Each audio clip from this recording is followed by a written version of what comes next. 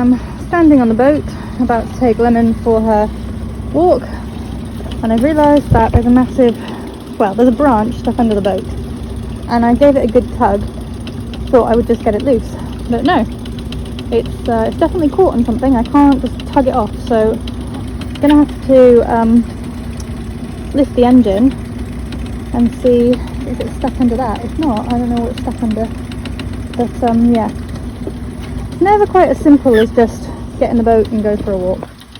Poor Lemon, gonna have to wait a bit longer. So I can, as you can see, I've tilted the engine up slightly, and that has freed the offending piece of wood or stick. So my type of outboard engine is just a like manual tilt engine, which means that I have to pull it up and let it down myself, which is, it's fine, but it's very heavy, and because of the way that my boat is built with this kind of compartment at the back, it's very hard to position yourself to get the right leverage to be able to have the strength to pull it up and also have something to hold on to or not slip and slide and fall in. So I don't lift the engine as often as I should because it's hard, but I should lift it often and give it a clean. I'll show you what it looks like. It looks really bad. Don't judge me for not taking care of my engine very well. Don't know if you can see. You can see down there where, and at the back of the boat, where it just gets all kind of gunked up and things. I'd probably take it out and give it a really good power wash like once a year, but I know that's not enough. So I guess it's another thing to put on the job. But for the moment, put the engine back down and take Lemon for a walk. Add this to the never-ending list of jobs to do, that and clean out the bottom of the boat from all the silts and the grubby. Never-ending jobs, but we're not stuck anymore, which is a good plan. I couldn't get it back down, so I ended up having to pull it all the way up, and so I just thought I'd just show you how bad it looks. Oh, and there's something stuck in the back there. Don't know if you can just see. I think I've got a bit of wire. Got a little bit of wire there, so I'll have to try and get that out. Ugh. There we go. Bit of fishing wire stuck in the back. I was able to just pull it out, thank goodness. Also, as you can see, the river's starting to get high again. It's travelling very fast. We've had quite a bit of rain the last few days. So this is like normal flooding. This is okay flooding. It's when it gets over onto the patio, that's when you know we're in a bit of trouble. So yeah, so normal flooding, river safety important, because it's running fast. You don't want to fall in, because yeah, you'd end up halfway down to the weir before anyone could catch you.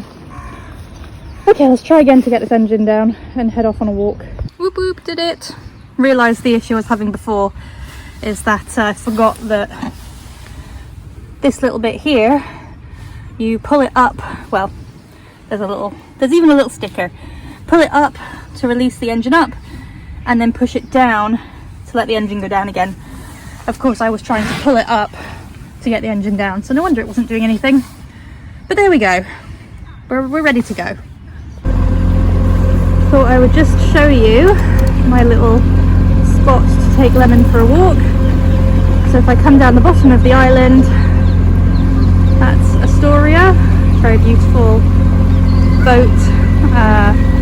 That's actually a music recording studio. I think it was built or used or something by Pink Floyd. So we're heading over to the Hampton side, and just up there you can see where, behind where the cars are, is Bushy Park, which is one of my favourite places to go and walk. And Lemon loves it because she can run around. We try not to chase the deer, but yeah. But if you see that little white post sign in the distance, that is where I'm going to moor up to. And it's going to be challenging because the river is running really fast and I won't be able to hold the camera. So here we are, we've managed to moor. Mooring, limited to 1 hour, no return within 24 hours. So Just up there you can see the island behind the slum boats. It's looking like a nice day, which means it'll probably rain in 2 minutes. But let's go. Okay, you gonna hop off, Lemons? Go on in. Lemon's a pro at this now. And luckily, because the waters are quite high, not much of a step up. And here we are over at Bushy Park. So that's the road behind me. And now we get to explore all of this. Always lots of doggies for Lemon to play with in the park, which is great for her to get out all the energy. And here we are, we've left our mooring, heading back upstream, back to the house. Hello, it's been a little while since I've done any filming, which isn't because I haven't actually been doing things, it's just I've been doing all the little kind of snagging bits that, I don't know, they're kind of difficult to film and not hugely that interesting. But I thought I would just kind of give you a bit of a taste of what I've been up to. So as you can see, I'm sitting on the floor of the bathroom. Now obviously all of the kind of main decorating and stuff has been done. It looks amazing, I'm so happy with it. But, you know, this bathroom was installed coming up to 10 years ago. And so, you know, things just look a bit tired, a bit dirty, so it's really just the time to give everything a really good clean and to just check everything. So the thing that I'm doing today, which is a bit boring and a bit gross, is a lot of the seals around the shower, like where it's been siliconed and stuff. Some of them have kind of come off, and some of them have just gone a bit kind of mouldy and dirty and horrible, and you can't really clean them because stuff's got down behind them. So basically I'm just doing a big kind of clean and removing a lot of these seals, and I'm going to clean everything and then I'm going to reseal them all. And again, it's just kind of going to give everything a bit of that kind of really fresh, clean look. So I'll show you a little bit about what I'm doing. This is the bottom of the shower, and as you can see, well, that's an example of the seals. And I did buy some like mold remover stuff that you put on the seals, and I tried that first, but the problem is a lot of this stuff has kind of gone down behind and like the seals kind of coming off. So really what I've decided to do is take my scalpel and basically just, like I've done here, I've just removed all the silicone. Then I've got some rubbing alcohol, or I've even got some bleach as well. Either one will work. And I'm just gonna clean it all, bleach it all, and then I've got some, where is it? Here we go. Bathroom, kitchen, white sealant. So then I'll reseal everything. I'm also gonna do a little bit, you can see in the shower as well. Again, it's the same thing. Things have shifted over the years. Sealant's kind of dissolved or, I don't know, broken down. So I'm gonna reseal all the inside of the shower as well after I give it another good scrub. Yeah, I somehow need to figure out how to clean the, I mean, I guess these come off. These are like the seals on the shower door, but like at the bottom, they've gone a bit kind of yellow. So I'm sure that I could clean them. I'll have to, yeah, I don't know. It's all a bit, oh, well, clearly these come off. Okay, well, that'll be a good plan to take them off. Try and give everything a really good big clean.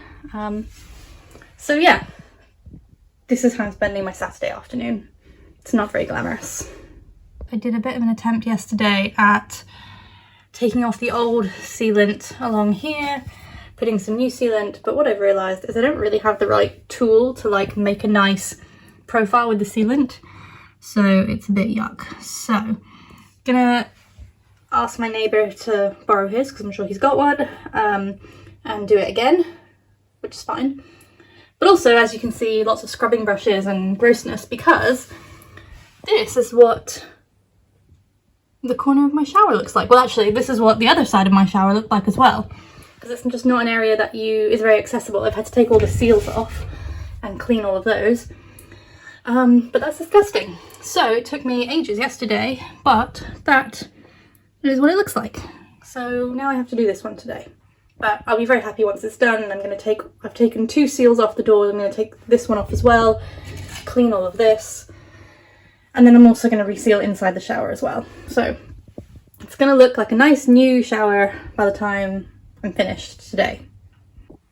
I'm also going to be installing a new tap because, as you can see, this one is pretty disgusting.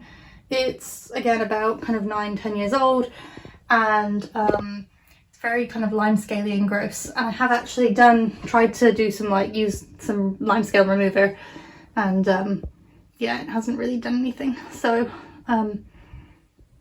new tap going in today, hopefully. And of course, when I said I would be installing the new tap, I meant my neighbour Simon, because he's good at things plumbing and electrical, and I am not. Bye, old tap. So, as is usual, nothing is ever as easy or as straightforward as it should be. Nice new tap, all plumbed in, was pretty straightforward after, you know, arguing with the plug. Problem is, it's like not really supposed to be a bathroom tap. So, I don't know if you can really see, but basically, if I was to turn the water on, the water stream kind of hits here, which means that it kind of goes out everywhere, and if you try to wash your hands, water's just going to go everywhere. So yeah, the tap's too big for the sink basically, because it's not really a bathroom tap. So now having to try and figure out how to modify it, it might be that we can take this end bit off, and apparently there's new ends. That's the Saniflow. Apparently there's like new ends that you can put on that sort of deflect down a bit. So I don't know. Simon's going to try and get this end off, which for some reason I feel like probably isn't going to come off very easily or come off at all. So yeah, so you try and do something to make it nicer, easier, newer, using what you've already got, and never really works properly. It's sort of feeling a bit like one of those days really. Just the tap taking longer to deal with than had hoped, and then not fitting, trying to take apart the hot tub pump and that not being very easy either. I've just broken the zip on my favourite coat, and Lemon's being a real pain in the arse. I've brought her out for another walk, and of course at this moment it's gone really cloudy and grey, and it's probably going to start raining. It just kind of feels like one of those days. I am doing some last bits in the kitchen. Again, the bit I hate the most, the ceiling. So I'm going to repaint the ceiling because I've got the paint, because it needs it. But first thing, before I paint the ceiling, I'm actually giving the light fitting a good clean, because things just get kind of greasy and gross after a few years. And I'm hoping, I think I've got some extra light bulbs and stuff. I might change the light bulbs out because I think those ones have been in for ages, and again they're all a bit kind of greasy and disgusting. So light fitting first, and then paint the ceiling. Again, hopefully it's not a big ceiling, hopefully it won't take me too long, hopefully I won't make too much mess. There we go, old crusty horrible light bulbs out. New clean fresh nicer colour light bulbs in. Clean light fitting. Now there's really no excuse not to paint the ceiling. Let's get to it.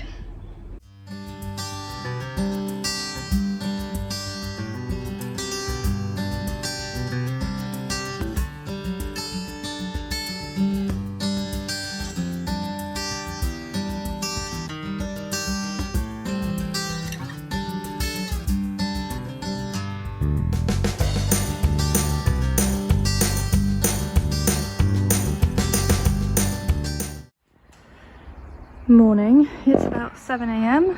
I've woken up. The river is very fast. The garden has started to flood again. Also, can you see something very big missing here? Bloody hot tub's gone. Can you see Bob's boat? There's the hot tub in the bloody river. This is because I emptied it of water a few days ago or whatever to just get it going again. Pump broke, so it's been sitting empty, and I didn't know there was going to be flooding and things, and so it's just that empty, and now it's just been lifted away. So I'm now going to go and attempt to wade out into it and try and pull it back in and put it somewhere. And yeah, everything is flooding again. Who knows how high it's going to get up. Hopefully not as high as before, but it's not great, is it? I would like it to be known that it is 7 o'clock in the morning. I'm still half asleep. Yes, I'm in my pyjamas and my wellies, attempting not to fall into the river, trying to figure out at this point where the edge of my mooring is, and hopefully pull this bloody hot tub back in. It's just, you couldn't write something like this, could you?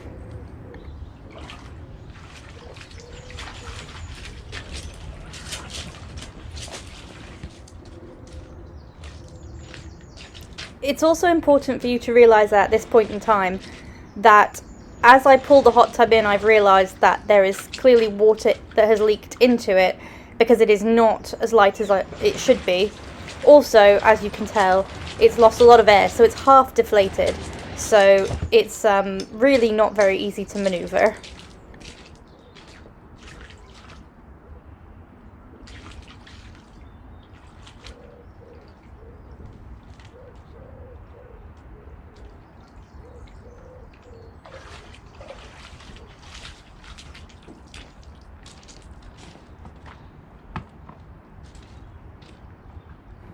And at this point, I think I've just lost the will to live. Well, I've pulled it back up and I've pulled it up onto area where it's a bit higher and not as flooded. Of course, because I had it all detached, as you can see, from the pump, actually water from the river has now gone in it because when it was pulled out into the river, it filled up with the pipes. So on one hand, I guess that's a good thing. It means it's going to be less hard for it to float away again. On the other hand, gross. I mean, I have no idea what I'm going to do with this. I might have to get a new one. So now the pump doesn't work. The liner has got river water in it and is possibly got a puncture because it's, I don't know. Maybe it doesn't have a puncture, maybe it's just lost air, but either way, this poor hot tub. Oh, and I've obviously lost most of the under the lay mat, which to be fair is the least expensive part of the whole system, so, but yeah. I'd say river life is proving challenging for the hot tub. Definitely going to need to think of some better way to do this or deal with this, or maybe just, I don't know, not have it out in the winter. Basically just put the whole thing away. Who knows? We have success with the tap. As you can see, we managed to get the, well, Simon managed to get the end off the tap, and he said he thought that they made these little extension thingies where you could change the angle and the direction. And I was like, yeah, right, okay, whatever. And no, of course, you go on Amazon and there they are. So I bought one. It was about £4. And look, you can sort of change it all different ways. And it means that when I turn the tap on, the water goes back into the bowl and doesn't splash everywhere. The other good thing about this is that it actually slows the water, the pressure down slightly, which means that, again, less likely for the water to go everywhere. Also, it looks kind of quirky and funny and cool, and I quite like that. It goes with the bathroom. So after all the kind of frustration of it, actually it's quite cool, and we found a fix and it looks a heck of a lot better. So hurrah. The other thing I'm going to show you, which I'm sure you are all very interested in, is I obviously haven't made a fantastic, neat job on this, but I redid all the sealant inside the bathroom and outside the shower tray, and finished cleaning everything so it all looks a lot better. The only thing I couldn't do was I took all the seals off and bleached them, but it's just this one that's still kind of stayed a bit yellow, so I'll continue to look online to see if there's any other ways of cleaning this. If you know how to clean it, please leave me a message in the comments. That would be very helpful. Well, as you can tell, it's been a bit of a mixed bag this week. Highs and lows. I feel like the last couple of episodes have been a little bit depressing. I'm sorry about that. I'm going to blame it on the fact that it's sort of January, February, winter, dark grey, yuck. Also, I think with any kind of renovation project, the snagging bits are always the bits that take the longest and the least interesting. But the good news is that the inside of the house is like so close to being finished, and actually I should be hopefully getting a whole load of the last kind of materials and things in the next few days. So that should mean that that things are going to really kind of get going. We're finishing off the last kind of big things inside the house. Next week's episode is quite an exciting one. I've gone on a couple of little adventures, and I might let you know what's coming up. Also, I don't know if anyone's interested in this, but now that the inside of the house is basically finished, I can start getting back out into the garden and finishing the garden again, weather dependent. But I did do a little bit today, so that's it. The last bit is coming up. But don't you worry, this has all been practice, training, experimentation for the next couple of big projects that are on the horizon, which I can't tell you about right now because I'm still figuring it all out and I'm not sure in which order they're going to come, how it's going to work, but you'll find out a bit next week. So so thanks for sticking with it. Thanks for sticking with the last couple of episodes, even though they might not have been the most exciting episodes. Yeah, I think good things are coming. I mean, you know, spring's coming, summer's coming, good things are coming. Hope you've all had a great week, and we will catch you next week. Bye.